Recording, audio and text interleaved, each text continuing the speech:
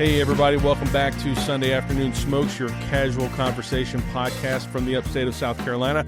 My name is Chris. I'm your host. I'm also the owner and operator of the Cigar Box, a mobile cigar bar that serves the upstate and beyond. And today I have the opportunity to sit down with Julian Loue. I got it right? You got it right. Okay. Welcome to the show. Thanks for taking the time. Thanks for having me, Chris. Absolutely. Well, I like to let my guests introduce themselves. That way I'll box them into a whatever. So if you want to, take a minute, say as much or as little about yourself as you like. And while you do that, I'm going to light my cigar. Sounds good. So as Chris said, I'm Julian Loue, founder and operator of Rise Bakery in Greenville, South Carolina. We are an artisan bakery specializing in naturally leavened artisan breads, European-style pastries, coffee, sandwiches, just your good all-around neighborhood bakery. Sweet. Yeah, man, I first ran into you whenever I was working at Revival Butchery just down the road, and then we were just kind of talking in the shop, and it was brought up that this new bakery's opening just down the street, and that was really cool. And so I'm happy to sit down with you today and just kind of talk about, well, what we do on the show, cigars, what you do, a little bit of backstory. And so it's good. I'm going to light up, and we were talking a little bit about it before the show that, I mean, you're not a smoker, which doesn't mean you haven't had a cigar or two on occasion. So, like, when's the last cigar you had? Oh, gosh. Probably about a year and a half ago. I'll do a annual lake weekend with some buddies of mine, and usually a guy winds up bringing some cigars, and I'll probably smoke about a third of one before I have had enough. Yeah, no, and that's fair, and that's totally fine. So it's not, I mean, it's just super rare, very either, like you said, a weekend at the lake with some friends, or a special event where there's a cause to celebrate. That's right. And then there's a cigar in your hand. So if you're going to smoke a cigar, do you like to keep it light, medium, heavy on the flavor profile? Usually light to medium. Typically, I'll pair it with a glass of scotch. Something that kind of pairs well there. Is that your drink of choice?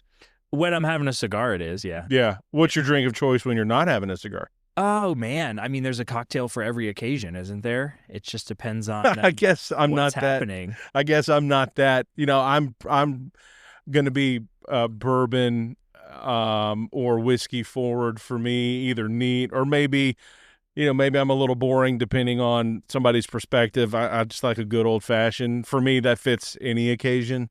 I do like a drink called the Godfather, which is just bourbon and amaretto. I like amaretto though. I don't know if that's for everybody, but I enjoy it. So, but just listening to you, you're the kind of guy, depending on what's happening, that's going to dictate your drink. That's right. Yeah. Really, the only thing I stay away from, I would say, is vodka, just because it doesn't have much to offer in terms of flavor. Yeah, well, that's one of the things I've never really understood about vodka until I had the thought that maybe you want to have an alcoholic beverage and not taste the alcohol. I guess that's the point, like vodka and Sprite. Exactly. But otherwise, I don't really understand the point of a flavorless, odorless drink. Exactly. My favorite thing to do with vodka is to infuse it with botanicals and then call it gin. That's fair. That's pretty close. So you're not smoking today because you said you're kind of getting over some crud. You were willing to smoke, but not smoking today. And cigars kind of not being a regular for you. But baking, obviously that's what you do at Rise Bakery. But baking and cigars, not really much relation other than the process of time. That's right. It's slow. It's methodical. It's purposeful. Do you enjoy that about the baking process? I do. Yeah, there was a small period of time when I was really leaning heavily into the hipster culture that I smoked a pipe for a little while. Ooh. And it was great because you can't do anything else while you're smoking a pipe. Like, it is a full-time job to keep that pipe going. So it was nice to like have those moments where you just had to chill out and just relax for a little bit. And yeah, I find that that's very similar. Early mornings in the bakery, a lot of bakers will put on music or kind of get pumped up while they're baking. And I love to work in silence, which is off-putting to my staff usually. So I'll only do that when it's just me. But yeah, any moment of just a peace and kind of tranquility is nice to have. And I think you hit the nail on the head when you sit down and have a cigar. It just gives you a reason to relax for a little bit. No, it most certainly does. And I talked about this a little bit more at length on my last episode that dropped yesterday with Josiah Hartline. That even when it comes to smoking, there's a world of difference between smoking a cigar and smoking a pipe. How long did you smoke pipe for? Oh, it was probably like a year while I was in college. Okay. Well, but you got the gist of it. Then you smoked it long enough. You understood kind of what was going on. But I definitely agree with what you said. Like, smoking a pipe is almost a full-time job while you're in the moment. Correct. It's the cadence, it's the tamping, it's making sure the pack is right in the bowl. It's hard to do much of anything else when you smoke a pipe other than, I suppose, have a conversation with a fellow pipe smoker. That's right. Maybe have a glass of whiskey. Yeah, agreed. And baking is I don't know what, it's a patient craft. And what y'all do at Rise, it's all sourdough, right? Most of the breads are sourdough. The pastries still, we use some commercial yeast. Some of our breads, we use commercial yeast, just depending on the flavor profile we're looking for, what the finished product needs to be like. But most of our breads, yes, are naturally leavened. So they take a long time. The doughs get fermented overnight. Practically nothing in our bakery takes less than 2 days to make. Really? Yeah. That's a lot of logistics. Yeah. I mean, from the ordering, but also, so you're, I don't know, we can get into it more. We're even ahead of the schedule, which is fine. It's just a casual conversation. But so you're planning 2 days ahead every day. 3 or 4 days ahead, really. 3 or 4 ahead. Yeah. Okay. Yeah, because you mix the starter on day 1, you mix the dough on day 2, you bake the bread on day 3. So really, it's a 3-day process. And same thing with our croissant or laminated pastries. That's a 3 to 4 day process as well. Interesting. No, that's a lot of foresight that most people who are have products on offer don't have to deal with. Correct. And so, I mean, you've got to have a pretty well-oiled machine going there. Yeah, not only that, but after taking 3 or 4 days to make a product, you have 1 day to sell it. So it's really tricky to pivot quickly. When customers come in and we've sold out of something, we try to gauge demand as best we can from one day to the next. But humans are human, right? They're gonna be unpredictable by our nature. So I always ask for a little grace when we sold out of something, and people look at us like, "Well, can't you just make more?" And I'm like, "Yeah, we'll have it in 3 days." Yeah, right. Yeah, I'll have more 3 days from now. That's right. But so how does that work though when you've sold out? On the next, so if you sold, what is today? Today's Monday. Yeah. Well, is the store closed Sunday, Monday?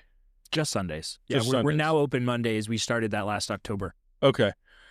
So because it's such a long process to create your product, when you're out of, I guess when you're sold out of loaves, obviously you said you'll still have things on offer because you're making products with some of the commercial yeast, like your pastries, and so there will still be some things in the store. You're just going to be light on bread. Well, no. Or what? How does that work? We bake what we're going to have for the day first thing in the morning, and then that's what we have for that day. We can't whip up more in the moment, aside from maybe baking off some cookies, that sort of thing, if we've got cookie dough in the cooler. But yeah, the bread, we're just on a rolling 3-day rotation, kind of keeping that pipeline fed. Yeah. Okay. That makes a lot of sense. Well, we're already into the bread part. So before we get too far ahead of ourselves, let me just stop and get you to do this for anybody listening to this podcast that doesn't know about Rise Bakery. Tell us, where you're located, hours of operation, social media handles, how can people find you, all that stuff. So yeah, Rise is it's in the Village. So that's West Greenville, not to be confused with the West End. So the Village is located on Pendleton Street, kind of in the outskirts of downtown Greenville. Really cool, kind of scrappy neighborhood with other kind of like-minded, scrappy individuals who really just bootstrap their businesses, from Revival Butchery to the Village Grind, Oxford Barbershop, the Anchorage, Bar Margaret. I mean, we're all just like go-getters, right? And the thing that I like about the Village is that things stand out if they're too nice. Like there's a certain kind of grunge to just how everybody's done what they need to do to get their businesses open, to just do what they're passionate about. And we're now open Monday through Saturday, 7 a.m. to 3 p.m., offering a wide variety of not only bread and pastries, but sandwiches, coffee, beverages. We've got great baristas. We do a custom roast through Bridge City Coffee that we're really happy with. And we supply about 36 restaurants with bread around town as well. Oh, nice. Okay. So you guys are really churning it out. We go through, gosh, last I calculated it, I think we're getting up to about 2,000 pounds of flour a week. That was a question, man. How many pounds of flour you guys are ordering a week? So you're ordering a ton of flour, literally. Literally. We're not being figurative here. Literally a ton of flour a week. Yeah. Yeah. So let's just slow it down a little bit and talk about like the work itself, the baking of bread. So walk me through a normal baking day. And I don't know. I mean, so you guys are. I got so many questions now that I think about it, because if you're making the starter, Yep. on this day, and then you've got to let it do its thing, and then you're adding the flour the next day to make the dough, and then you've got to let it rise, and then you're baking. So you're baking on what, day 3? Yeah. So you have different batches of starters just to keep it going. So there's always. Am I thinking about this correctly? Well, let me make it a little more linear for you. I think Yeah. this might help. So when my first baker comes in the morning, the ovens come on automatically. So we've got hot bread ovens ready to go when my baker gets there. And what they're going to do is pull the dough out of the fridge that we've mixed the day prior. So they're just going to start loading bread into the oven. While they're doing that, they'll pull out the dough for the baguette. They'll start shaping those baguette. All the while, the pastries are proofing in our pastry proofer. Then our second bakers come in and they start baking all those pastries that have been proofing in the proofer, while our bread baker continues to bake that bread. And that cycle goes on until usually about 9 a.m. is when we're fully done baking all the bread. Then we switch into production mode. So once the baking is done, then our mixer comes in. They start mixing the dough with a starter that we mixed the prior day, and then remixing a new batch of starter for the next day. So they mix all of the dough. While that dough's fermenting, we're fabricating pastries. We're doing some other side work. Then when we divide and shape that dough, get that into our proofing baskets and into the cooler for the following day. Okay. Yeah, that clears things up a lot. I'm just trying to figure out how you're getting loaves every day that require starter, and it's a 3-day process. So it's not like the starter that you used Monday to get your bread on Thursday, and then there's a separate starter on Tuesday that you get on Friday. Okay. Yeah. We're just refeeding that same. Right. I mean, starter. I should know this. My wife makes sourdough at home, and so you've got your sourdough, and then you feed it and you let it ferment and do its thing, and then you pour X amount of grams out of there. That's right. And you add your flour and when you mix it together, and then just that little bit that's left in the jar is enough to. That's right. So we leave all that math up to our very robust spreadsheets that we've built sure to do all our calculations to make sure we have enough seed starter to seed for the next day. And we're mixing probably about 20 kilos a day in starter. So we've got plenty on hand at any given time. Yeah.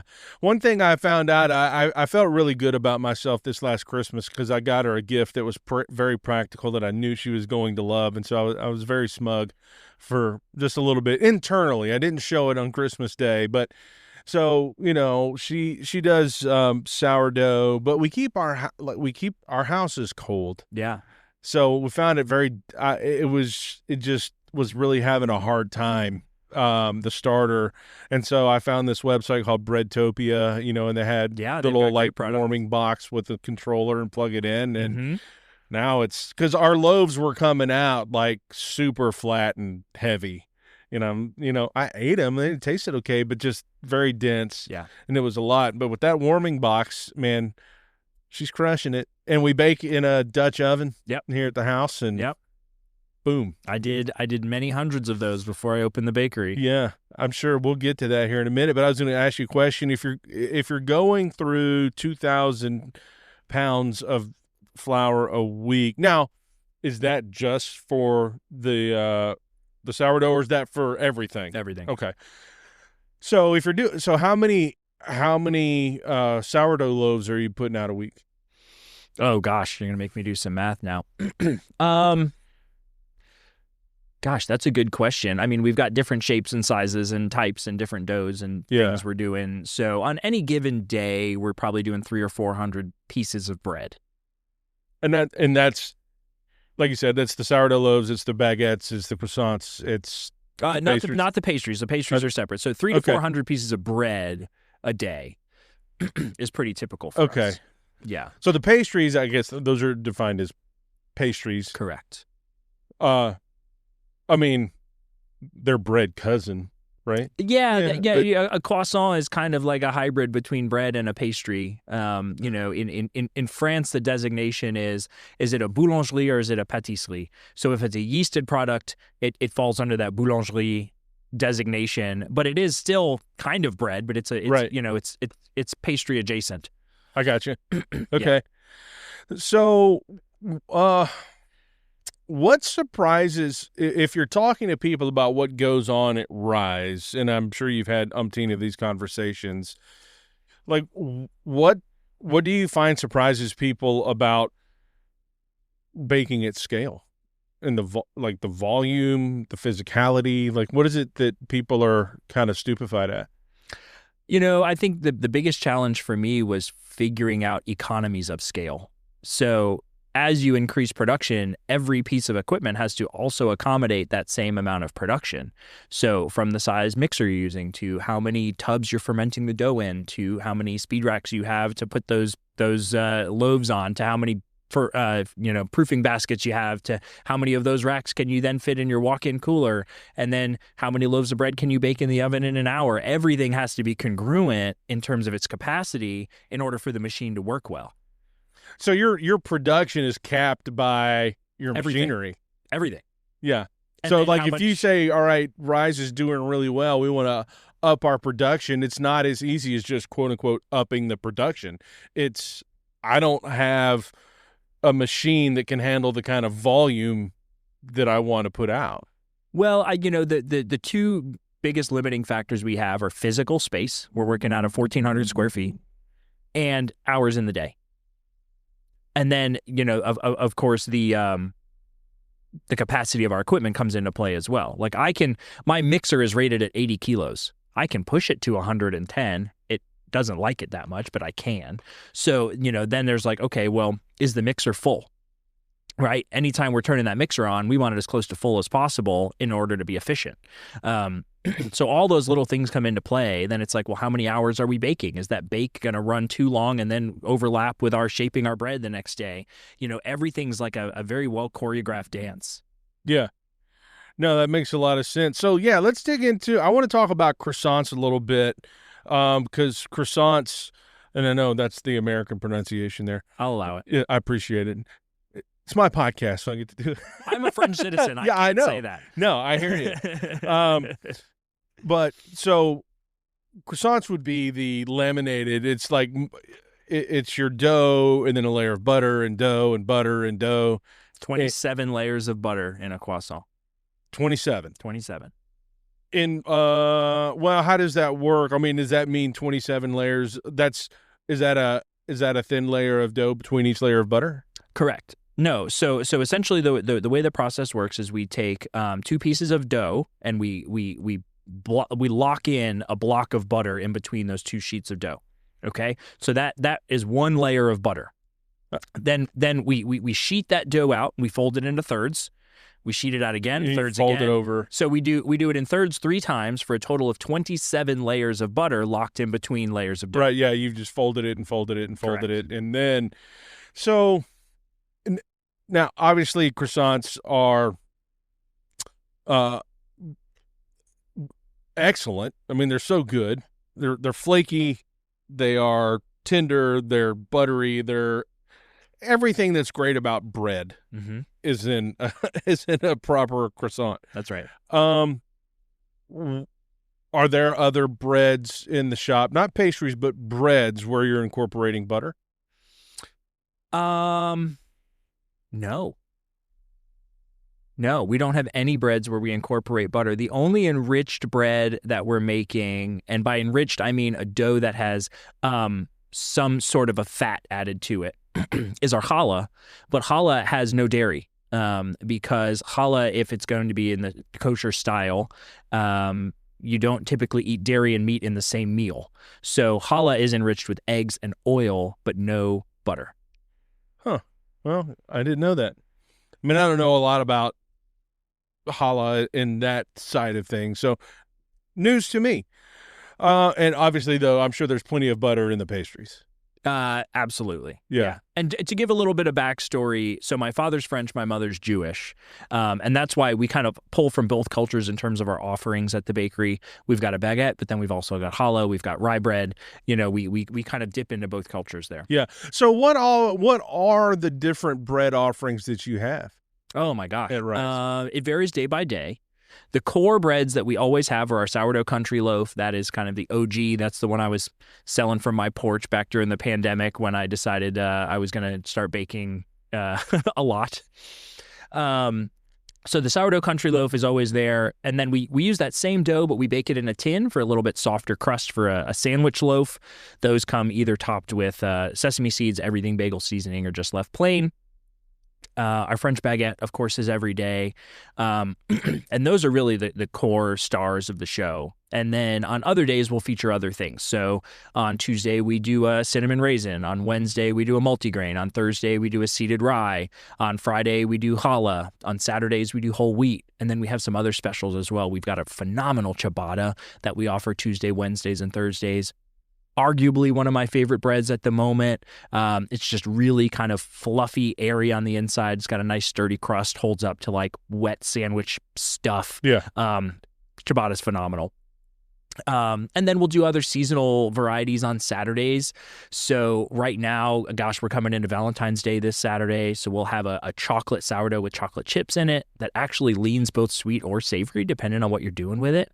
I mean, you put that next to like a bowl of chili, it's phenomenal. Or you can make a great like French toast with it. Yeah. And then we're also going to be doing like a rosemary and polenta loaf starting this Saturday. We try to switch it up seasonally just to kind of keep things interesting. Yeah. No focaccia? You know, we 86 the focaccia, and that's a industry jargon for we pulled it off the menu. I replaced it with the ciabatta. It just wasn't moving, or you didn't like the flavor, or what? It was very popular. The trouble with focaccia is that it takes a really long time to proof. So it was really holding up our production, and all that oil on the pans makes an absolute mess of your ovens. And even though we were selling a lot of it, it was just getting to the point where we were scrubbing the ovens all the time. It was holding up our production. I was like, you know what? I gotta pull it. It's not worth it. Yeah. I mean, I like focaccia. I've tried to make it here at home. I don't know anybody that doesn't like focaccia, but it's not, I mean, and you're right. There's a lot of oil there. Which makes an excellent loaf of bread. But I can see from a production standpoint, knowing everything that I used to have to do, closing down at Revival Butchery, cleaning the machines, doing all this stuff. Yeah, that's just a lot of extra work that if we don't do the focaccia, that makes our life easier. And like you said, it makes it easier just on cleanup, but also it's hindering production because it's extra attention to the ovens, to the pans, and everything else. So, well, that gives us a good rundown of things that are on offer there at the bakery. What's your favorite thing to make? Oh man, you know, the most recent kind of bread I developed was that ciabatta. And the ciabatta is really interesting because it doesn't want to be bread. There is so much water in that dough. It's really, really highly hydrated that it wants to just be a blob. It does not want to be a beautiful loaf of bread. So like wrangling that super airy, really wet dough is very challenging, which anything for me that I enjoy doing, it's a challenge. So that one I would say is my most recent kind of like victory in terms of like figuring out how to make this absolutely beautiful bread with really, really wet dough. So if it doesn't want to be a loaf of bread, what is the process? I mean, what's happening for it to turn out to be great? Oh man, every little step of the way goes into making that product beautiful. It takes 2 days, right? Sure. So we've got to be careful in the way we mix the dough. We've got to be careful in how we ferment it, how we handle it. You're not really shaping it into bread. You're more just kind of cutting it and dusting it with enough flour that it doesn't stick to absolutely everything around it. And then if you handle it just right and you get the fermentation just right, it really gets into this really fluffy, pillowy, just beautiful piece of bread. Yeah. So what's the difference is because you've got you've got sourdough loaves, you've got obviously croissants, and they're this its own weird in between category. Yeah. But you've got baguettes, you've got ciabatta, and I presume that all of these have different proportions when it comes to bread, flour to water to whatever. So, like, break down for me really quick the difference between just your rustic sourdough country loaf and what's going on in a baguette versus what's happening in the ciabatta. Oh man, hydration plays a big part in that. So, like for instance, when we're making dough for croissant, it's a pretty stiff dough. It's got a lot of plasticity to it, and that one's fairly low hydration, somewhere around 55%, something like that. Let's say a baguette might be higher to 70%, where our country loaf is creeping up toward 80%, and then the ciabatta is 80 plus, and that's all in proportion to the weight of the flour. So if you're thinking about it, like when you mix a sourdough starter, it's 100% hydration. It's 1-to-1 flour to water by weight. So this ciabatta is almost as much water as it is flour. And that's where it gets really tricky in turning that into a beautiful loaf of bread. Yeah. And they all come out, I mean, they all come out, obviously those different proportions, they come out and they make, it's all bread, but they all have their own identity. That's right. And they're all, hence they all serve a different purpose. Like you said, the ciabatta holds up really well to just a sloppy sandwich. That's right. Versus a baguette. I don't know, what is, in your opinion, what is the proper usage for a baguette? What would you do with it? So I mean, if we're talking about what a typical French person is going to do with their baguette. Sure. When they buy it from the boulangerie, they're going to tuck it under their arm and they're going to walk home because we're not driving to the bakery, we're walking. They're going to break the end off of it and eat it on their way home because it's the best part. And then typically baguette's it's not cut. It's torn. So essentially you just lay the bread on the table. In France, you don't put bread on your plate. It goes on the table. You just rip off a hunk and you use it to mop your plate when you're done eating. You use it to soak up any sauces or dip in your soup or just have next to your plate of food. It is just your daily bread. Here in the U.S., I think we do it a little differently. People will, they'll cut it into rounds to use for a charcuterie board, or they're gonna, make a sandwich with it. And gosh, we go through a ton of baguette sandwiches at the bakery. And I would say that's probably the second most common way to use a baguette in France, other than just having it as your table bread, is to just make a really simple sandwich. And that's why the ham and butter sandwich is just an absolutely quintessential French bakery item. And we always have them on the menu, and you can always get one at the bakery unless we've sold out a baguette. Yeah. And it's just that. It's a really nice ham. It's butter on a baguette. And certain things are just better than the sum of their parts. Sure. I mean, it's butter and ham and bread. How could it be bad? Correct. But the beauty of it is that all three of those components have to be really great versions of themselves. So you've got to have a great piece of bread. You've got to have a nice ham. For us, we use a Virginia country ham. That's just like the perfect mix of salty and it's kind of an aged product, so it's got a little bit of funk to it. And then what we do with our butter that kind of sets the way we do it apart is we slice the butter on the meat slicer cold. So when we lay the butter on there, it almost looks like a piece of white cheese because it's in that form of that slice. But then you get that bit of a textural contrast between like the cold, creamy butter, the salty ham, and then that crisp and fluffy baguette. Yeah. No, that sounds delicious, man. I'm going to have to come by and grab one of those. Have you not had one? No, I've never had just a ham and butter baguette sandwich. Oh my gosh. Yeah, I'll definitely have to come by the shop and get one. Yeah, please do. Yeah. Had I known, I would have brought you one tonight. No, that's okay. I appreciate it though. And then you see, I'm thinking about sourdough because our last several loaves, man, I used that. We just, sliced it, and then I made a pot of corn chowder, just dipping in that or in your chili, or it makes a phenomenal. Now it can, if you have skills enough to cut the slices thin enough, because sourdough, when you slice it, I mean, the further in you go, obviously with any bread, the easier it is to slice it. So it can be a lot of bread for a sandwich, but I'm having a hard time finding a bread that would be a better bet for making a really good grilled cheese sandwich. Oh, absolutely. Than sourdough. Yeah, especially when you kind of get that more open crumb, there's more kind of holes in it. Mm-hmm. Then what happens as that cheese melts is it drips through the holes and then gets crispy. Yeah. So you get like the crispy bits of cheese plus like that gooey center. Oh, absolutely. That's the best grilled cheese in my opinion. Yeah. So I made a killer grilled cheese sandwich the other day, and I used had just what I had. I had Colby Jack, but I also had Munster, and Munster is a great melty cheese. Oh yeah. So man, it was killer. So baguettes, here in America, we treat them a little bit differently, like what my mom would do. And my mom's she loves bread, man.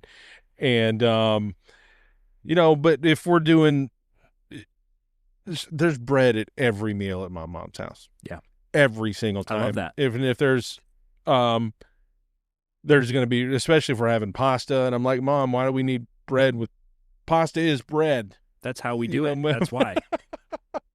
Bread and Don't more ask bread. Just eat. Yeah, I eat it. I did, but I'm just curious. But yeah, we're slicing and doing exactly what you said. It's great to mop leftover spaghetti sauce or whatever. Yeah.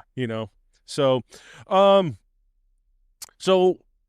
after a few years of experience, a lot of home experience baking, and we'll get to that here in a little while, and then now in the shop, what still goes wrong, man, even now?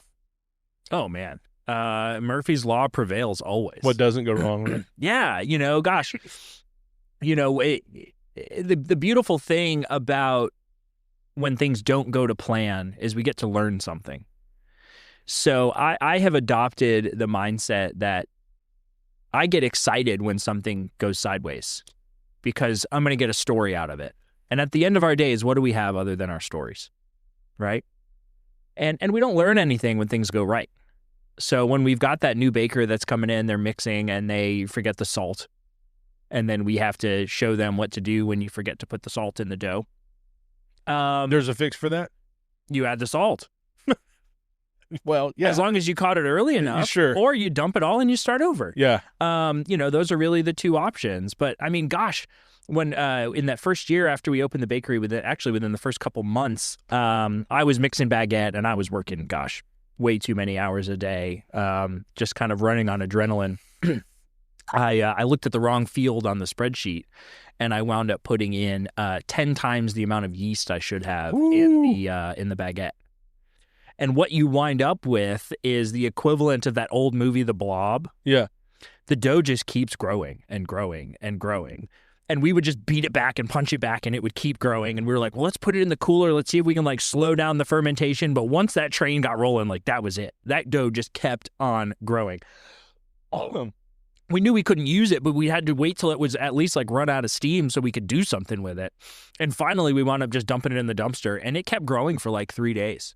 So it was a really great testament to like the resilience of gluten and how well it will continue to bounce back even when you have literally tried to beat the life out of it. So that's always a fun story I like to tell our new bakers. I'm like, look, things are going to go wrong, but it's okay. Like that's when we learn how to make it right the next time. Right.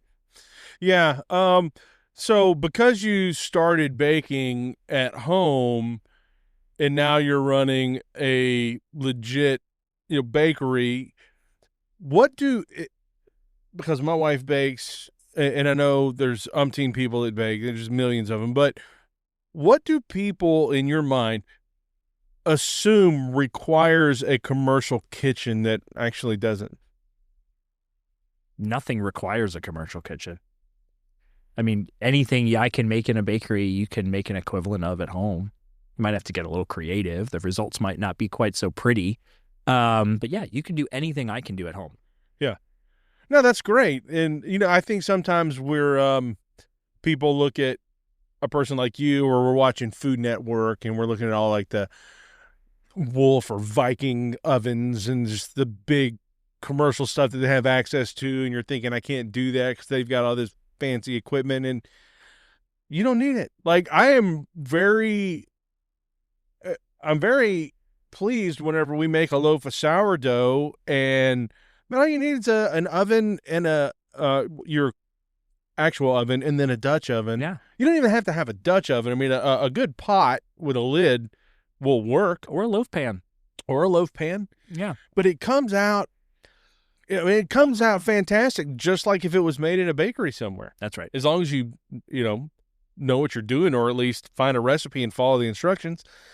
And then, of course, you start to tweak with it and play with it until you get it exactly the way you want it. But yeah, I like what you said there, that there's nothing that you make in that shop that you can't make at home. I would say the two kind of biggest game changers for us in terms of what our equipment can do, that it's hard to achieve it in a home setting, is the whole reason you use a Dutch oven when you bake sourdough in your home oven is to trap that steam. Mm-hmm. So harnessing steam goes a long way in terms of creating a proper crust on your bread, and allowing it to like bloom or rise properly in the oven. So harnessing steam is a big one. Our ovens have steam injection, and we're able to control when that steam is released from the oven. So that makes a big difference. That's where things like baguette, especially if you try to make them at home, get really challenging. You'll wind up with just kind of this really thick, hard, leathery crust, because it's hard to control steam in a home setting. The other piece of equipment I would say that's the biggest game changer for us when it comes to the pastries is our dough sheeter. I spent a short amount of time laminating our pastries by hand when I was teaching myself in the very early days, and it's really hard on the body, and to get a consistent product is tough. So a dough sheeter is a huge game changer in terms of just being able to produce really, really high quality pastries. That's got to be really difficult laminating by hand to get proper proportions, just to have the evenness of the butter. Oh yeah. Throughout the dough. Yeah. It's really tricky. Actually, earlier last year, we had one of the major components on our sheeter break, and I had to very quickly remind myself how to hand laminate and teach one of my other pastry bakers how to hand laminate. And he and I did that for a few days while we were waiting for the parts to come in for the sheeter. But one, I was very rudely reminded how hard it is on your body to do that. And two, I think he gained a little bit more respect for people who don't have that piece of equipment, because it was tough. Why is it hard on your body? Well, I mean, you're having to use a decent amount of pressure with a rolling pin, and it's hard on your shoulders, on your wrists, on your elbows, on your back. I mean, you name it. It's a lot of work, especially doing the volume that we have to do. Yeah. So even with canceling our wholesale clients and just baking for in-house, it's a lot of dough. I bet, man. What do you think? What's something people overthink about bread that they really shouldn't? I think the dirty little secret about bread and baking in general is it's not hard. It's technical, but it's not difficult. So anything's difficult until you know how, And then it's just second nature, right? Like riding a bicycle or driving a car. The first time you try to control this piece of equipment, you're going to have challenges and there's going to be a learning curve. And then you keep trying until you get it right. That's essentially what bread baking is. You know, I started as a really passionate home cook and had chef friends and would do kind of chef dinners and stuff like that, but never, ever, ever wanted to bake. It was revolting to me. I didn't want to have anything to do with it. The voodoo of what happened when you mix flour and water together was of no interest in me, and I didn't want to measure ever. And then I got bit by the sourdough bug a little bit earlier. I started baking sourdough early 2019, so a bit earlier than the kind of pandemic wave of people learning how to do sourdough at home. But then I was just totally mystified by the magic of it and the fact that we can take 3 ingredients, flour, water, and salt, and some naturally harnessed yeast and bacteria from the atmosphere and make essentially endless different types of bread from it. That to me was really cool. And once you understand kind of the theory and the method behind it, you know, you can freestyle. You know, it's like jazz. You can just kind of play with it. Interesting. Last question about bread-ish. We'll see where the conversation goes. One of the popular breads around here is the stack of bread from Swamp Rabbit. What is that akin to that? I mean, it's not a baguette-ish. No, like what is it? It's its own thing. I think it's derived from Italy. Honestly, I don't really know the history behind stecca. I do know that it's fairly easy to produce it in volume. And yeah, I mean, gosh, you get any piece of freshly baked bread with a bunch of salt on top, and like, who's not going to like that, you know? Jeez, yeah. Any freshly baked bread, it doesn't really matter what kind, but yeah, with salt on top, it's going to be killer. Or like even my former spouse, she used to have we had a bread making machine at home, and just making white sandwich loaf. Man, I can't think of anything better than pulling out a fresh loaf while it's still steaming, cutting the heel off, and slathering it with salted butter, and it's just amazingly delicious. It is just like one of the most comforting things. Just the smell of freshly baked bread is something that I think can resonate with anyone. Frankly, I don't think there's anyone out there who doesn't like bread. There's lots of people who don't eat it for one reason or the other. But everybody likes bread. There's just something comforting about it. It's delicious. That's right. So you've brought it up a couple of times just in passing about your journey to where you are now, and you mentioned to me before the show that you spent like 15 years in the automotive industry. Doing what? Oh gosh. I was just a car guy. Like in high school, I was just obsessed with working on cars, and restoring old Volkswagens was my thing. Went to school for it. And then moved down to the South, and instead of working on cars, I decided to work smarter, not harder. So I got a job as a service advisor, selling service instead of doing the service. And I did that for about 5 years until I kind of hit the ceiling in terms of my potential in that field, and decided to pivot and apply those skills to be an automotive insurance adjuster. So I essentially spent the next 10 years just driving around looking at wrecked cars all day, visiting body shops, tow yards, assessing damage, settling total losses. It was cool though. I got a lot of like dashboard time. I got to see every nook and cranny of the upstate and Western North Carolina. Got to meet a lot of interesting people, and I was pretty autonomous. You know, my day was my day as long as I got all my assignments done, and it was great.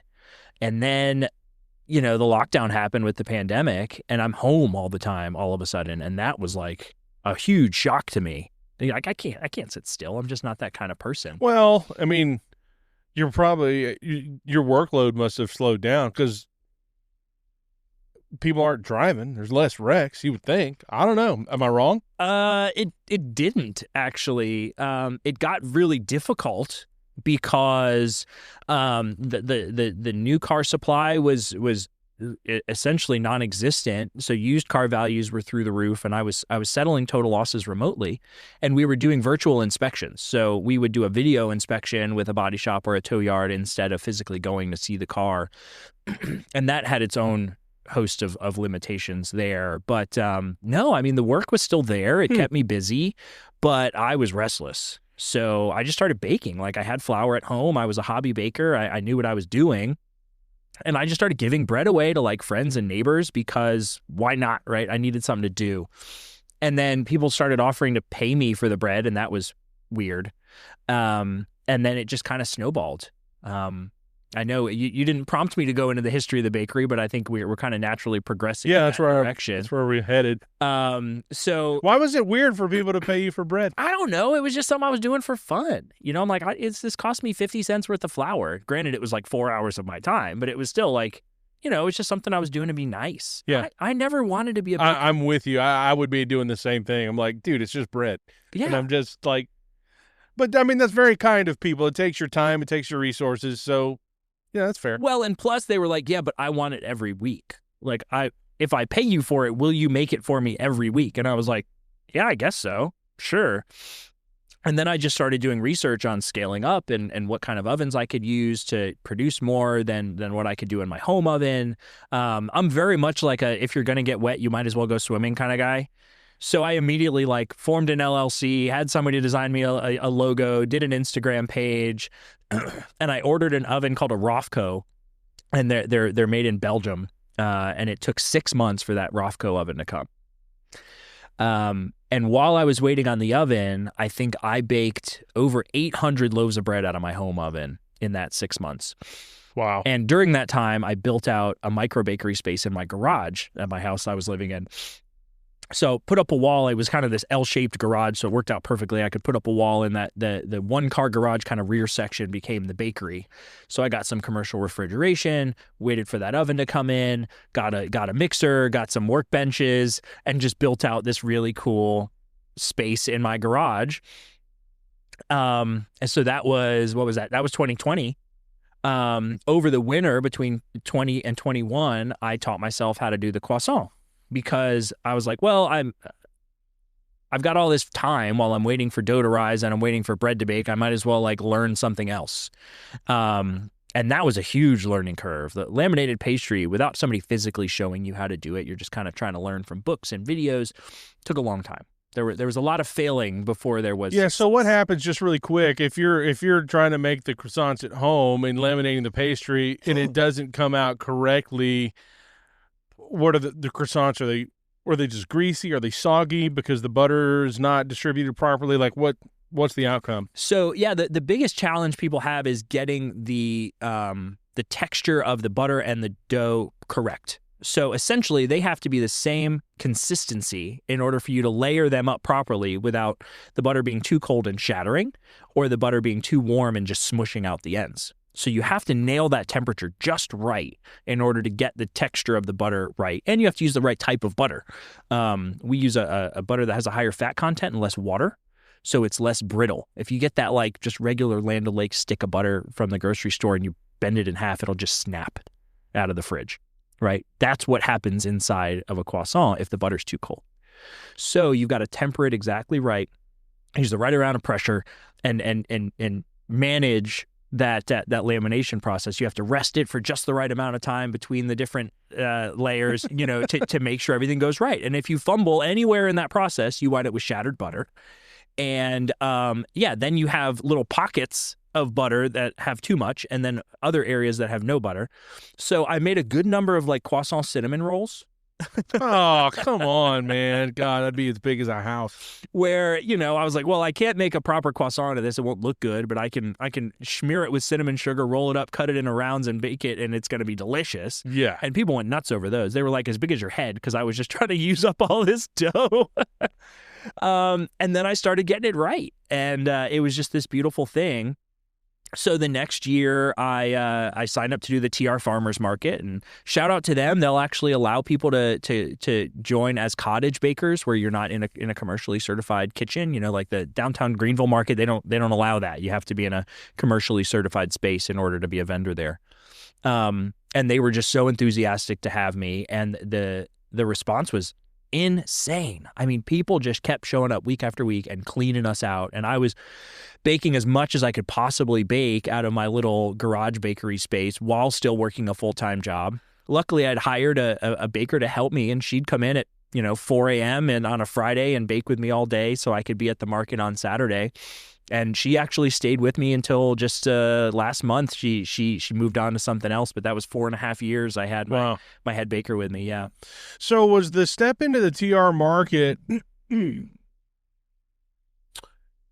It sounded like, from what I heard, I mean, was it a scale up because, like, I'm already busy enough out of my house, let's see if I can go bigger, or was it, I'm enjoying this, but I need a bigger outlet, let's see if I can attract more business this way?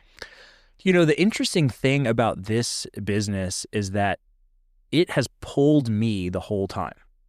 I think I mentioned earlier, I didn't want to be a baker. I just started baking bread and people wanted more of it. So I figured out how to meet that demand. And that's been the path the whole time. So, I think a lot of people who are entrepreneurial, they'll have this great idea and then they have to figure out how to drum up demand for this thing that they want to give to the public. For me, it was the opposite. There was all this demand and I had to figure out how to meet it. So it was kind of nice in that way that I just kind of had to figure out how to channel the demand and meet it in a way that made sense. But I already knew where the path was leading because it was materializing in front of me. Yeah. So that was a really, really beautiful thing. But yeah, I mean, the overwhelming response at the farmer's market was like, hey, when are you going to have a storefront? When can we get this more than just one day a week? So near the end of that season, I started looking for a space. And sure enough, I found the space we're in now pop up on the Village of West Greenville's Instagram page.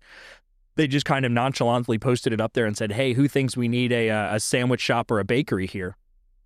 And that was literally the caption. So I called my real estate broker and I was like, hey, let's go look at this spot. He goes, oh yeah, I know the guy that owns that. And within an hour, we were walking through there.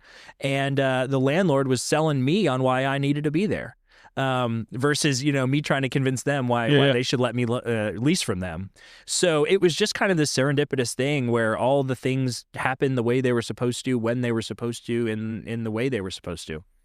Yeah, I love stories like this that are, I mean, here's a guy who went to school for automotive stuff and you did various things in the automotive industry, but now you run a bakery. Like you even what you said earlier, like I had literally zero interest in bread and in the dark magic that happens between water and flour and salt. And I was just not interested. And then you started baking out of boredom in the house. And then people are like, well, can you do this for me? And it's just, now you have this business that was grown out of a hobby. And I would presume, your attitude towards bread is much different than it used to be. Yeah, granted, I've always loved bread. Like one of my favorite things when I would go to visit my family in France, my father moved back about 30 years ago. One of my favorite things would be to go to the boulangerie there and have real bread. And that was always the trouble. I was like, we just don't have any real bread in the U.S. or it's really hard to find or I can't get it where I am. So, for me, it was always this kind of mythical, magical thing that I could only have when I was in France until I figured out how to make it for myself. And then that just ignited that fire in me of like, yeah, everybody wants this. They've got to want this. I want it this badly. Let's do it. Yeah. Bread's more of a passion now. Oh, absolutely. Yeah. So like when something starts out of enjoyment or curiosity, not a business plan on a spreadsheet, how do you think that changes the kind of business that it becomes later? That's really interesting that you asked that, because I always kind of cater to both sides of that coin. I really love the artistry and the technique and the challenge and the craft, but I also really kind of nerd out over the process and the back end stuff, the logistics of it. So it just worked out really well that this was the business that presented itself to me, because I could develop all the recipes, and then I could figure out how to scale them up, and then I could figure out what equipment we needed. And then when I got all the broken, beat up, used equipment sight unseen from an auction and had to refurbish everything, I knew how to do that from my mechanical background. Almost every piece of equipment in the bakery I have had entirely apart at one time or another. So that automotive background lended itself Sure. perfectly to being able to do what we do. And now my job is totally different. Like I've got 19 employees. I very rarely do any baking. I get to Does that make you sad at all? well, I think it's all about perspective. I really get a lot of joy out of watching my bakers succeed and following the processes that I put into place and baking the products that I developed and watching them nail that first bake and get that bread just right or make their first beautiful croissant. For me, that's a super whelming feeling of just watching them succeed and get that pride out of that as well. Well, you've turned into the business owner. Correct. Is what you are now. I mean, and obviously, if you want to bake, you'll go bake. It's your shop, and you know how to do it, and you enjoy doing it. But now you're weird looks when I do that. You're at the level of now I'm running my business. That's right. And congrats, by the way, good for you. You've worked hard for it, and But I guess the intent of my original question was more along the lines of somebody who decides they're going to go to college and they're going to get a degree in business. And then, the guy or lady, whoever, they get their degree in business. They want to run a business. They look around their community and see what's missing or something that they can make better. And they do that strictly from here's a hole in the market. I'm going to do it. I'm not really wild about it, but I know I'm going to be good at it. It's going to make me money, versus a person like you who winds up with this passion for bread, and now you're running a bakery. Those are two different. Yeah, I think so. You know what I mean? Like, so that's like, how does, like, for me, running the cigar box and then running this podcast, these are things for me. I mean, the podcast makes me nothing. I do it because I enjoy it. And so whether or not the podcast ever grows to a point to where, I have sponsorships and it's monetized, to me is irrelevant. I do it, would I like for it to happen? Sure. But I do this because it's fun. Yeah. So it doesn't ever feel like I have to, I've got deadlines I have to meet. I've got certain numbers on the listenership I have to meet. I have to, like, it's not work. Yeah. I don't know if I'm making sense, but no, I think you're definitely onto something there, and I think we are collectively part of this greater resurgence of artisans, people who really dive into a craft and focus on the quality of their craft, and hopefully can make money doing it, right? Right. And I think Jeremy at Revival Butchery is one of those people too. He started sharing a space with Naked Pasta, selling some meat and hoping for the best, and now, he's a mainstay in Greenville. I think the customer can tell when there's passion behind a business. That franchise owner that you were describing a minute ago, the person who opens a Subway or a Panera Bread or a, Atlanta Bread Company. Sure, there's a need for that type of place. People just need to eat, right? Right. But you don't feel a connection to that business when you go in there. And I think that's what sets us apart, is when people come in and my front of house team remembers their name, or they remember their order, or they, know their kids. It makes a difference. Right? We're part of the community. We're not just serving a product. And my team and I, we were really just kind of honing in on our mission statement the other day.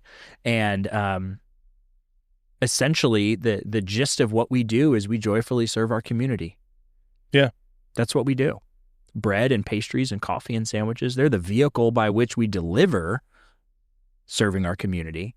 But ultimately, we're here to serve the community. We're here to connect with people, create a meeting place, provide some nourishment to their lives, whether that's through the interactions with my staff or the bread that's on their table. We want every part of that interaction to be nourishing. Nice. No, that's great. And I've been to the shop a time or two, so it's always a great atmosphere when you walk in. And you guys are doing a great job over there. What's the difference between selling bread at the TR market versus selling it in the bakery? Climate control. That's the only difference. Yeah, I mean, for the most part, I think there's a certain energy at the market that's really cool. That people kind of get that like festival energy. They're coming out, they're going to get a treat. They're not really worried about whether they need something. They're just like, oh, this looks good, right? And they're kind of like collectively enjoying the wares of all of the different vendors there. Whereas I think like the customer's a little more intentional when they come to the bakery. They know where they're going. They know why they're going there. So it's a little more pointed. Mm-hmm. But the product's the same. I've had a customer or two ask me why the croissant's not as good at the market as it is at the bakery, and I'm like, well, because there's humidity outside. Like that crispy exterior only lasts so long in 90% humidity. Well, I think also what you just said earlier is probably the real reason. The croissant was probably the same. It's the atmosphere. If I had to guess. Sure, could be. You know what I mean? Yeah. It's like if I had a really crappy day and I come home and I sit down and I smoke a cigar, I mean, it's going to help me relax, but the cigar is probably not going to be great because I'm just not in a good mood. It's been a bad day. Yeah. Versus if I have a great day and I come home and I smoke the exact same cigar, the cigar is going to be great. Yeah. It's more about the mood than it is the product. I mean, it helps. So, I mean, if I had to just take a stab at it, I think the croissant was probably the same. It's the atmosphere. And you're right. When people come into your shop, they know where it's at. They know why they're going there. They're going there for a reason. They're in. They get what they want. They're out. Versus, like you said, at the market, it's a bunch of people. There's music. People are just having a good time. Yeah, I don't know. Well, and if you want to get a little philosophical here, we can go there. But if you think about food memories, everybody has a certain number of these kind of core food memories, these dishes or these scents or things that as soon as you have a bite of this thing, it takes you back to absolutely a place. Right? It's not the food that you're remembering that's having that emotional response. It's the place where you enjoyed the food, whether it was at your grandmother's table or it was at the county fair or whatever it was. Like, it's different for everybody, but it's the combination of both the food and the place and the people you were with at that time. Yeah. Right. And that's what triggers these just like really warming food memories for us. So when I'm at the bakery and I'm doing my admin work and I see a 3-year-old sitting on a stool and there's just a blizzard of flakes on the floor from this croissant that they just enjoyed, I can only hope that maybe they're forming a core food memory in that moment. And anytime they have a croissant or they smell freshly baked bread, it's going to take them back to the bakery. That is the whole end of Ratatouille. When he goes in and the food critic goes in and he has the ratatouille and his pupils get, or I don't remember if they get big or small, but then he's just transported in his mind to whenever he was a little boy, crashed on his bike, his mom calls him in and sits him down. That's it. Yeah. And I can even now, as a 46-year-old, thankfully I still have my mom and dad around, and there's certain things that, my mom made growing up. Like, I'm from Southeast Texas. My dad's from Southwest Louisiana, down in Cajun country. So a lot of Cajun dishes down there. So we'd have the chicken and sausage gumbo or, etouffee or whatever. Oh, I love some good boudin. I was just fixing to say it. Yeah, dude, come on. Like, nobody around here knows what, like, boudin is. Oh, I love some boudin. Yeah. And it is so good, and you can do any number of things with it. Like, one of my favorite ways to have it is just take your links of boudin and put them in the smoker. I've smoked boudin. It's killer. Jeremy, I don't know if he still does it, but around Mardi Gras every year, he'll make boudin. And, it's good. And I'm sure even going into Louisiana from one place to the next, the boudin is different. That's right. But yeah, like, I married my wife and she spent a lot of time in Louisiana growing up. And so she made a few things that my mom would make, and they're good. They're just different. And like, if my mom makes a pot of chicken and sausage gumbo, I'm a kid Mm-hmm. at my mama's table. Yep. And it's just, yeah, there's something amazing about it. It's those food memories, it's the flavors, it's the smells, it's all that stuff. And I hope that's the case, man, that there's some kid who visits your shop from time to time with his mom or his dad, and 30 years from now when he's having a croissant somewhere, his mind is back at Rise Bakery. Yep. There's one kid in particular I can think of because his family lives right down the street, and they come at least once a week, and he gets a chocolate croissant. He's in his PJs. You know, when they first started bringing him in, he was in the stroller, right? And he's in his pajamas. It's not even light out yet. It's before school. He's eating his croissant. He's making a mess everywhere, and I'm like, that's going to be a core thing. Him and Dad at the bakery once a week while he was a kid, and that just brings me so much joy. Yeah, that's awesome, man. And that's why businesses, it's intentional on the business owner. It's a personality thing. It's an attitude. It is back to what you were saying about the mission statement. It's serving the community. It doesn't really, a lot of the times your purpose needs to transcend the product. You know, you're slinging bread, but you're doing more than that. And that's awesome. So opening brick and mortar, this is what, early 22? Is that right? Yes. Opening a brick and mortar, that's a big leap for anybody, because you're baking out of your micro bakery that you crafted in your home, schlepping all that stuff to TR Farmers Market, and then of course selling to whoever's in your neighborhood or driving by to pick up. What surprised you most in the first few months of your brick and mortar? Maybe that's a long list. Oh man. We just grievously underestimated how much work it was going to be and how busy we were going to be. There were 3 of us in the back baking. We had 1 full-time front counter person, and we got our asses kicked. Really? Oh my gosh. I mean, the first 6 months we were just running on straight adrenaline, working 60 hours a week. I mean, it was a lot. So I really felt like I was playing catch up for the first 2 years we were open, in terms of just recruiting and hiring and training people and just trying to keep up with the demand. It was unreal. Right now our bakery is producing almost 3 times what I expected I would out of that space. That's awesome. When I ran my initial projections.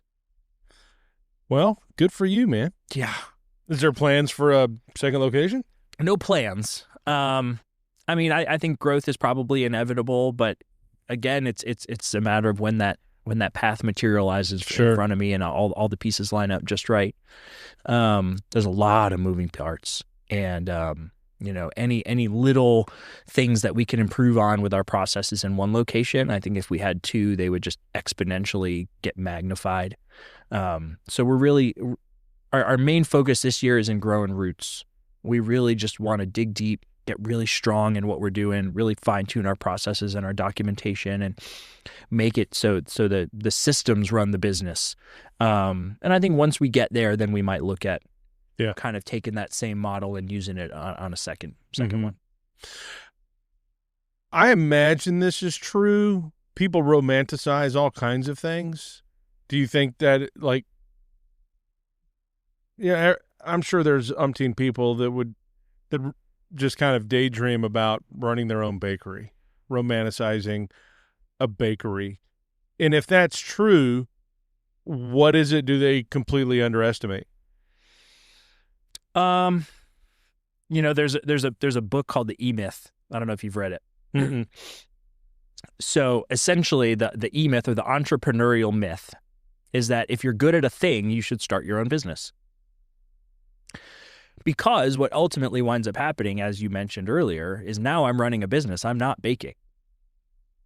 And if you want to run a successful business, you can't be the one doing the thing, because then you're not spending the time on the other aspects of the business that need your attention. Unless you have a business managing partner that allows you to, keep your hands in whatever it is you're doing, you can't be everything to everyone. So I think that's the biggest thing is people underestimate how much business really goes into running a business and digging into the numbers and keeping your books and having a budget and managing spreadsheets and onboarding and, HR stuff and just all the things it takes. All the things that have nothing to do with baking bread. Correct. And those are all the things I've been learning about over the last 4 years. Those are the things that have to be done, though. Correct. Those things have to get done. There's things that I learned with cigar-wise, a very painful way. It cost me lots of money. But, things like paying sales tax every month. Oh, yeah. And I've told the story on the podcast before, so I won't tell it again. But just all the filings you have to do and all the permits you need from the city and on and on and on and on and on. And there's no handbook. Nobody sits you down and they go, okay, here's follow the bouncing ball. Here's all the things you need to do to keep in compliance. Gosh, I'm ashamed to say that I did not know that I had to use E-Verify on my employees until I was open over a year. Why? Because I didn't know it existed. You don't know what you don't know. Exactly. And then as soon as I found out, I did it. And, now we know how to use it. But yeah, there's so many things that you can open a business and nobody tells you all the things you need to know. No, absolutely not. Well, I'll tell the story then since you brought it up. And if you've heard the story and you're listening, bear with me. But when you're starting a business, either A, there's a lot you don't know, or B, you just presume certain things, right? And so I presumed that when I open my LLC and I start my business because you just, depending on how you structure things, you just file your LLC with your name at the end of the year for your taxes, or January, February, whenever you do it. So when you report all those numbers, I just presumed that all the sales tax and everything was taken care of. I didn't realize you had to pay at the end of every month to the state of South Carolina. Oh, yeah.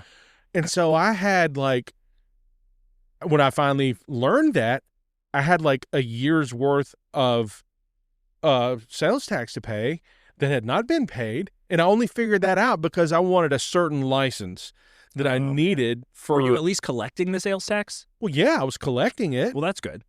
But like I said, I just presume when you file your taxes and you give your tax guy your personal and LLC information that it's just done, right? That it's just paid. So I needed, I got to the part where I needed a wholesale license to buy cigars at wholesale. Oh, yeah. Right. And so I'm doing stuff on the, my doorway for people that know what that is. And I'm looking I'm trying to get this license, and I have to call in. They're like, you can't get this license because you owe all this money in sales tax, and you can't get this until this is cleared up. And so I learned the hard way, and so I had to pay all that sales tax. But because everything was way overdue, I paid a lot in fines. Penalties, yeah. Yeah. So that's just to illustrate your point. If you want to start a business, that's great, but nobody's going to sit down with you and say, okay, here's your little 3-ring binder of everything you're going to need and all the forms, and here's where you find them, and here's all the websites you go to. Yeah, and I think sometimes we're just afraid to ask, or we don't realize that there actually are resources available. Every municipality has somebody in charge of economic development, and they are there to help businesses. But how many people even know they exist, right? Sure. I didn't. I learned that they existed after I opened a business. I didn't know at the time. Luckily, I think I Googled, what do I need to start a business in South Carolina? And there was an article that gave me almost everything I needed to know, but at least gave me, the order in which you have to do it, Yeah, so that was really helpful. But, yeah, I mean, I just had a former employee file for unemployment, and I got a letter about that, and I didn't even know how to log into the portal or how to get to it to respond to that, that inquiry. So there's still things now even that until you need to do something, it's hard to learn how to do it. Yeah. No. Look, running a business, starting a business, they're great, but just be prepared because you're going to learn a lot. Of things that you did not know, and hopefully you learn enough to not get yourself in trouble and learn from me. Look, pay your sales tax at the end of every month. Well, and not only that, but if somebody listening is thinking of starting a business and they have questions, I would say that the most helpful thing that I did was I just reached out to people who had the answers. If there was something I did not feel comfortable with the knowledge I possessed, I would figure out who seemed like they were doing it better than me, and I would just reach out and say, hey, do you have time for a phone call? Can I have lunch with you? I got questions. Yeah. And most of the time, people were like, yeah, sure, I'll help you out.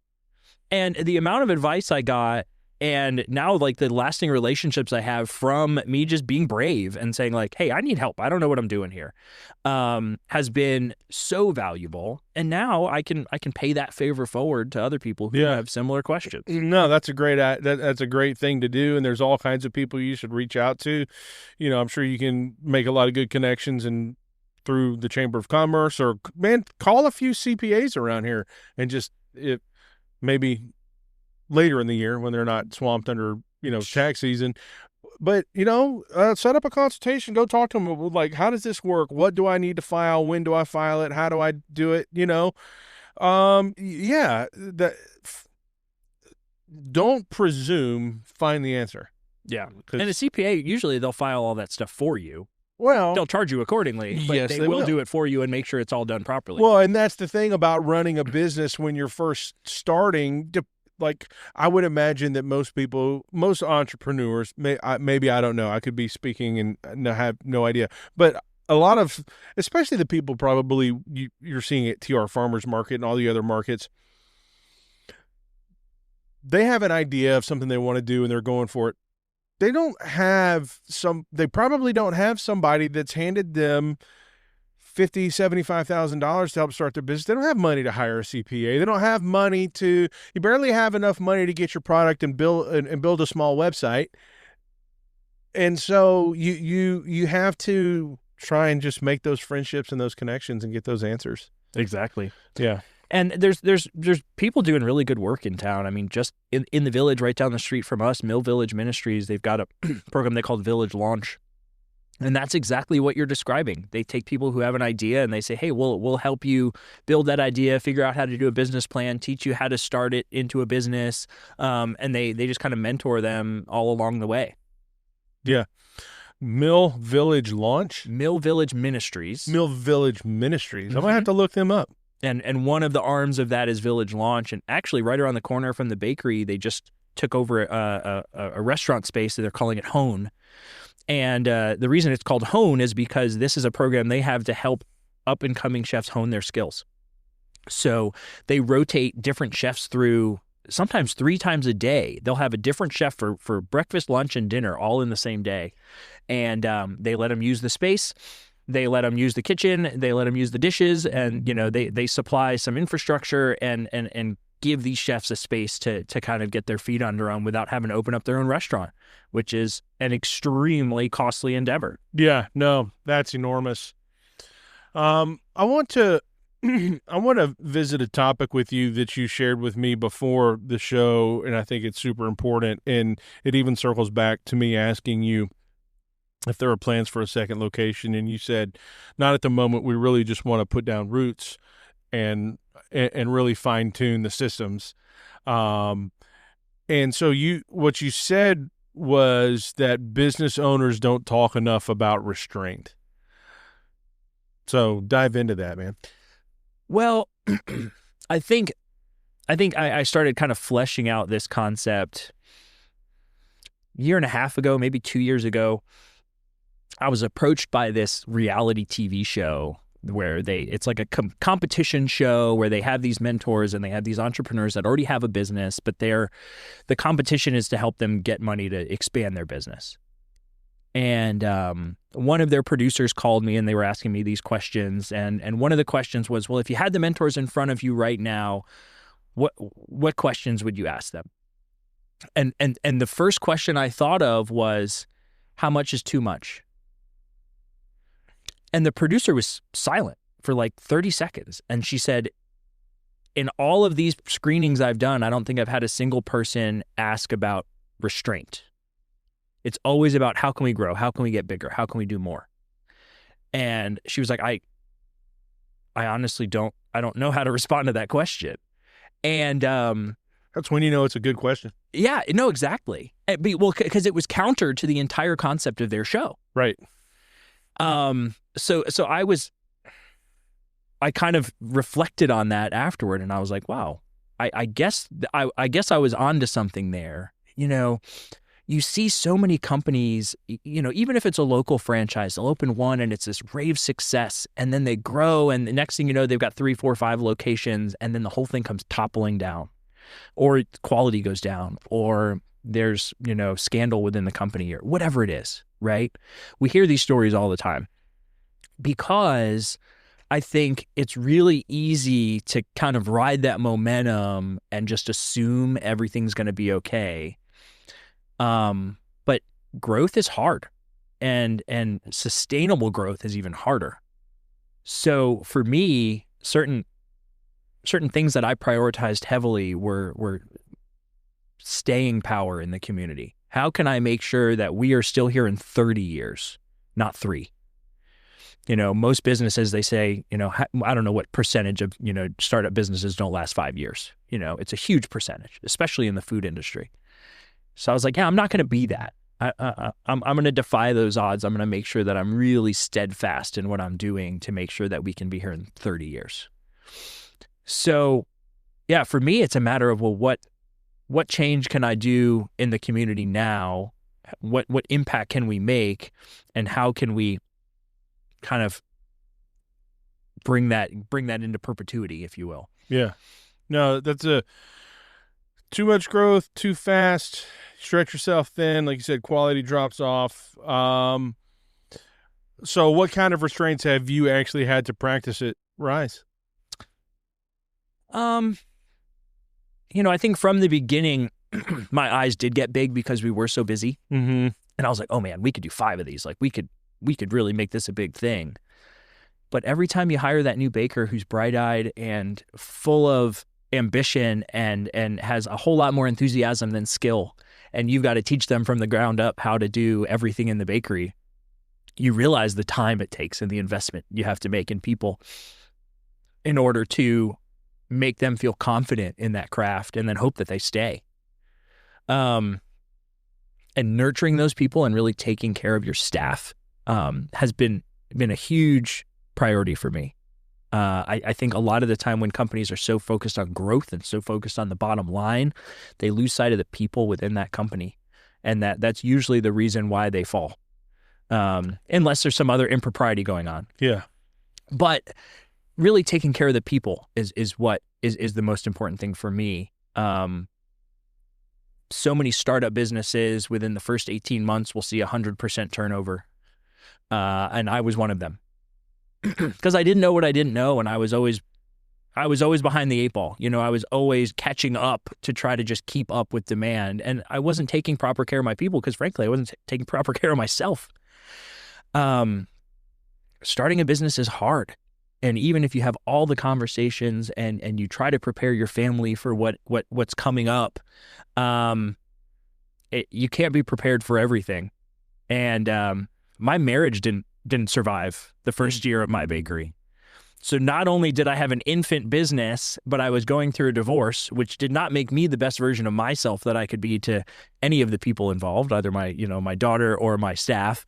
And that was really hard. Yeah, man, that's tough. And I think a lot of business owners don't talk enough about how isolating it is to be at the top of the totem pole, so to speak. We're supporting everybody, but it's hard to get the kind of support that we need or be comfortable asking for it. So I know your question started on restraint, but I think it's so much more complex than that. It's feeling the confidence in a way that is real and it's actually founded in something. That's where good, stable growth comes from versus just chasing dollars and getting overly ambitious and over leveraging and borrowing too much and, just being stressed about debt and all of the trouble you're having. And that's not a life I want. I want to be able to have low stress and still have a successful business. And that's what I'm trying to navigate. I think the American way is to just work harder And people think if you work harder, then you'll be more successful, but then you're just working harder. Whereas, I try to subscribe a little bit more to the European mindset where, I'm going to work to live. I'm not going to live to work.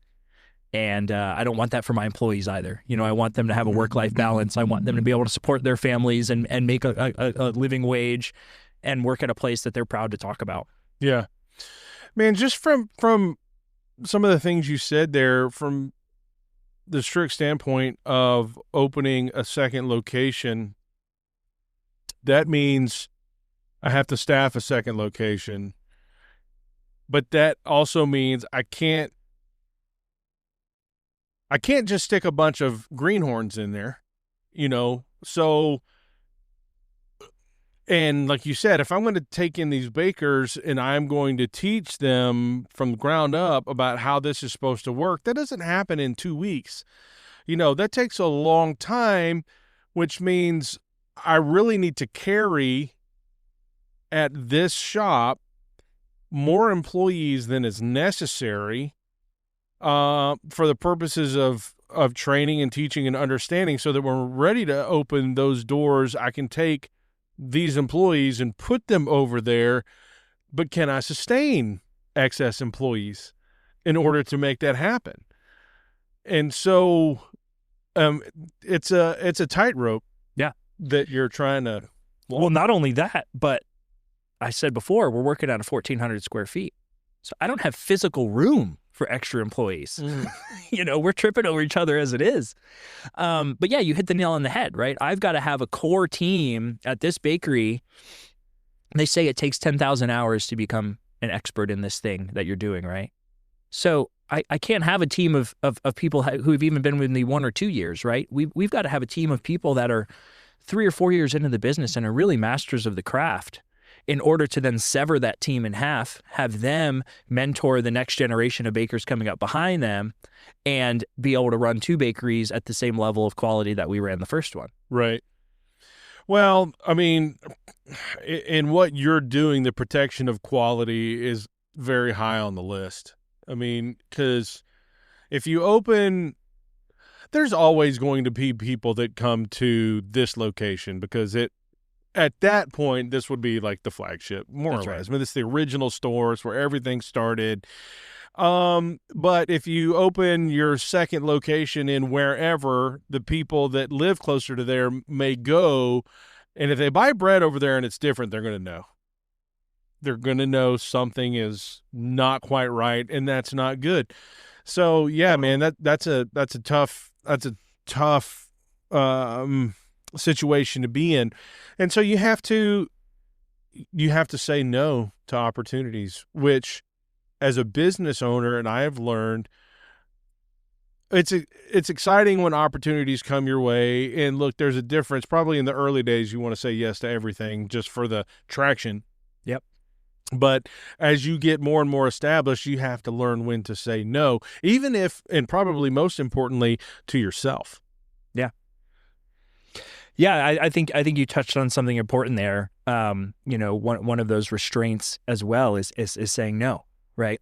And really staying focused on what your mission is, right? What are you there to do? What is at the core of your craft? I mean, gosh, I can't tell you how many restaurants have called me asking if I can make them hamburger buns. Sure, I could, but that's not who we are. That's not our business. I could have made a lot of money making burger buns, but it didn't fit with our business model. It didn't fit with the type of product that we were presenting. So I had to very kindly say, no, thank you. I don't know how many times I've gotten ideas from people asking, hey, can I sell my jam or my honey or whatever it is in your shop? And I kindly tell them, hey, we're not a grocery store. We make bread. We sell a little bit of butter. We sell some locally made pimento cheese that goes well on a baguette. But that's really it. We really try to stay focused on what it is we're there to do. And that focus can be challenging sometimes. It's really easy to kind of chase these rabbit trails of oh, it'd be fun to do this thing without really seeing if it's consistent with your business model. Yeah. No, and you've already answered a question, because I was going to say, if I was going to ask if you felt, saying no to opportunities. I mean, obviously, if all you're chasing is dollars, well, then yeah. I mean, every opportunity, somebody wants to sell their honey or their whatever in your store. But you're right. Like, I make artisan bread. That's what I do. We make uh, croissants, and we make sourdough, and we make baguettes, and we make the pastries, and whatever else. Burger buns don't fit in this shop.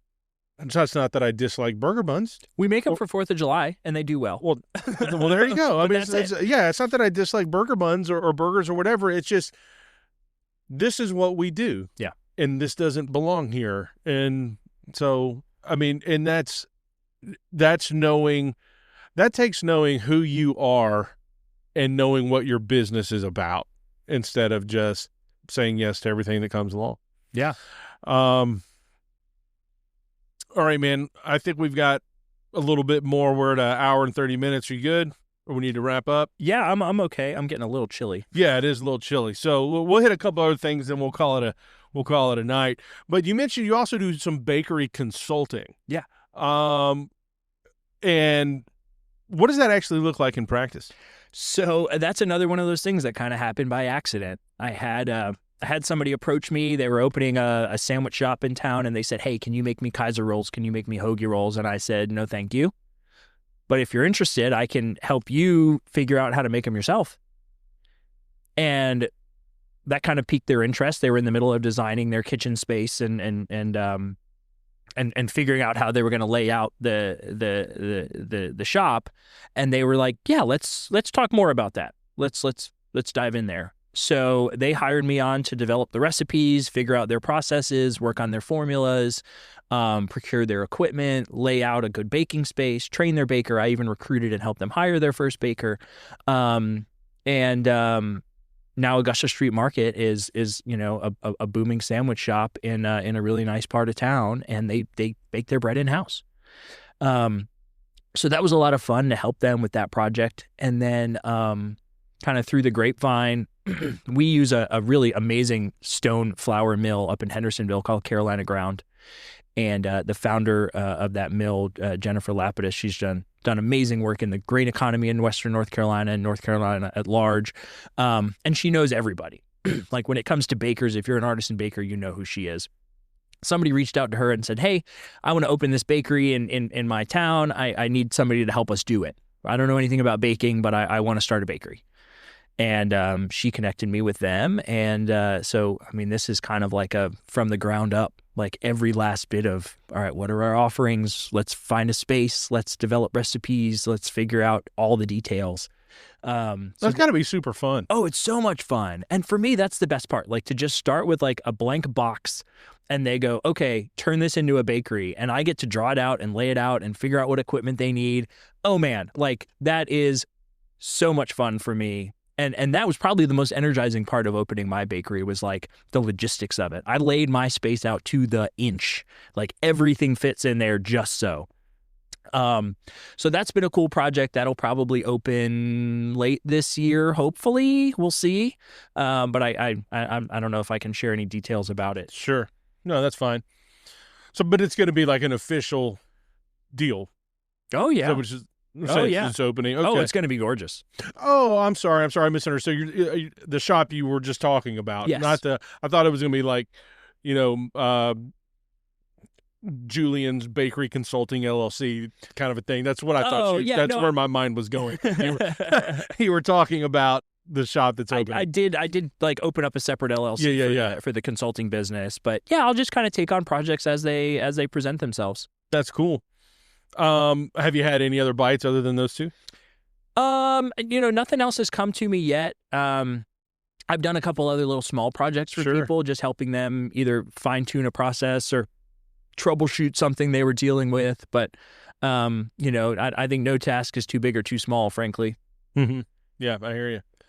All right, man. One more thing, and then we'll call. Well, maybe two more light things, and we'll wrap it up here. You mentioned at the beginning of the show that you are dual citizen here and with France, and obviously France is very different from the United States in many, many ways. Really? Yeah, if you Oh, haven't noticed. strange. Okay. Um, so your French citizenship had heavily influenced your bakery. In what ways? Um, I think it comes back to those core memories. One of the favorites, my father's favorite stories to tell about me when I was a kid is one of our first trips to France. I was born in the U.S., so we would go back to visit. We were just walking down the street in some town, and I disappeared. I was like straggling behind them. I was maybe 2 or 3 years old, and they looked back, and I was gone. And in their panic, they're searching, they're looking in the storefront windows, trying to figure out, did I run across the street? Where did I go? And sure enough, they looked in the window of this boulangerie, and I had walked directly into the bakery, walked behind the counter, and grabbed a cookie or something right out of the pastry case. And of course they scolded me and they paid for the cookie, but I was just drawn to bakeries from when I was that small. I mean, what small kid isn't really? Yeah, but sure. There's a cookie, man. Yeah, we would go to visit my grandmother when we'd go to visit, and we'd always have these just grand lunches at her house, and pretty much all I wanted to eat was bread and butter. And she would jokingly call me pain beurre. Pain beurre in French means bread and butter. Because all I wanted was bread and butter. That was just like my favorite thing. My first morning in France, my father would wake me up with a bag of fresh croissants. He'd walk down to the boulangerie, get them, and wake me up with them. Just set them on my chest, and that would be, my breakfast for the day. Nice. So I've got so many of those formative memories in France of just really enjoying the culture of bread in France. So when it came time to open a bakery, which I, again, did not intend to do, I was like, well, what do I know about bakeries? Well, I know French boulangerie. Like, they make sense to me. So a lot of the modeling of the bakery was in that style, but I never wanted it to be a quote unquote French bakery. Yeah. I think I don't want to pigeonhole myself. I think there might be a certain amount of perceived pretentiousness with calling yourself a French bakery, and we're just a bakery. We make what we want to make, and we tap into the cultures of both myself and my employees. Sure. I've got Puerto Rican employee, a Mexican employee, and we've got things on the menu that come from their cultures as well. Mm. What if you had to say it here, how has owning Rise changed you as a person? Oh man, in so many ways. I'm an only child. I have a half brother, but he was born and raised in France. So for all practical purposes, I'm an only child. And in true keeping with most only children, I really was fairly self-centered for most of my life. And I'm trying to raise my daughter the same way. She's an only child also. So we're really focusing on narcissism with her. But much like having a daughter softened me in a way that I didn't expect, I'd say the business did as well. It really encouraged me to see people and be in tune to what they need and how to nurture people, both my employees and customers. For me, that was the biggest thing. And to just be really, really intentional with my words and with my actions, and with the example that I set for people. One of the great things about Greenville is that even though it acts like a city, it operates like a small town. Everybody knows everybody, especially within a certain industry. You can't have secrets. If there's impropriety in the business world, it gets out quickly. Yeah. So, I think it really just encouraged me to just be a good human in general, and I wouldn't say I was a bad human before, but sure. it really just emphasized the importance of just being kind and doing the right thing and knowing that that's going to prevail in the long run. Sure.